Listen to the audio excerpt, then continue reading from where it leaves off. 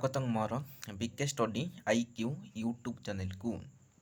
Odisha staff selection commission ତରଫରୁ ବହୁତ ବଡ଼ ଗୋଟେ ନ୍ୟୁଜ୍ ଆସିଯାଇଅଛି। ଆଜି 18 ତାରିଖରେ ଆପଣମାନଙ୍କୁ ମୁଁ ଗୋଟେ ଗୋଟେ କରି କହିବି, କାହିଁକିନା ଆପଣମାନେ ଏହି ବିଷୟରେ ଜାଣିବା ଦରକାର ଯେଉଁମାନେ କି କମ୍ପିଟିଟିଭ୍ ଏକ୍ଜାମ୍ ପାଇଁ ପ୍ରିପାରେସନ୍ ହେଉଛନ୍ତି ଏବଂ ଫର୍ମ ଆବେଦନ କରିଛନ୍ତି। ପ୍ରଥମ ଅପଡ଼େଟ୍ ହେଉଛି 18 ତାରିଖରେ ବହୁତ ବଡ଼ ନ୍ୟୁଜ୍ ଆସିଯାଇଅଛି। ଏଇଟା ହେଉଛି withdraw of vacancy for the post of handicraft promotion office in the advertisement for combined graduate level recruitment examination 2023ର CGLର ତା'ର କ'ଣ ହେଲେ ତା'ର ଆଡ଼ଭର୍ଟାଇଜମେଣ୍ଟର ହ୍ୟାଣ୍ଡିକ୍ରାଫ୍ଟ ଯେଉଁଟା ଥିଲା ତାକୁ କେତୋଟି ଭେକେନ୍ସିକୁ ୱିଡ୍ର କରାଯାଇଛି। ଆପଣ ଏହି PDFରେ ମଧ୍ୟ ଭ୍ୟୁ ଦେଖିପାରିବେ, ସେମ୍ ଲେଖାଯାଇଅଛି।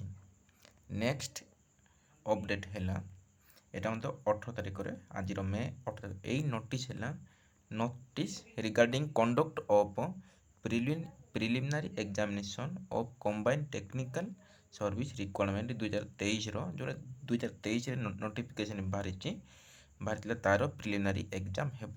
ଏଇଟା ଆପଣମାନେ ଭ୍ୟୁ PDFକୁ ଯାଇକି ମଧ୍ୟ ଦେଖିପାରିବେ।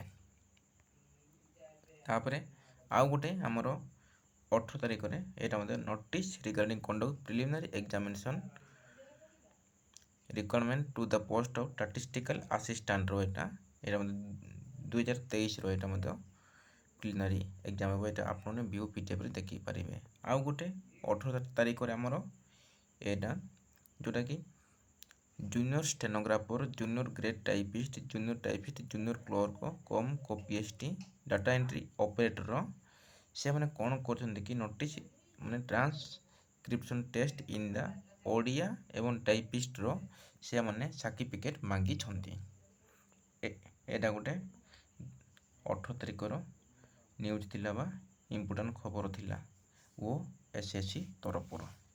ଏବଂ ଏହିପରି ଯଦି ସବୁଦିନ ଇମ୍ପୋର୍ଟାଣ୍ଟ ଜାଣିବା ପାଇଁ ଗଭର୍ଣ୍ଣମେଣ୍ଟର ସର୍ଭିସର ପାଇବା ପାଇଁ ଚାହୁଁଥିଲେ ଭିଡ଼ିଓକୁ ସବସ୍କ୍ରାଇବ୍ କରିଦିଅନ୍ତୁ ଏବଂ ସାଙ୍ଗସାଥିମାନଙ୍କୁ ସେୟାର କରନ୍ତୁ, ଯାହାଫଳରେ କି ସର୍ବପ୍ରଥମେ ଆପଣଙ୍କ ନିକଟରେ ଏହିପରି ଇନଫର୍ମେସନ୍ ଏବଂ ରିକ୍ୱାରମେଣ୍ଟ ଭିଡ଼ିଓ ପହଞ୍ଚିବ।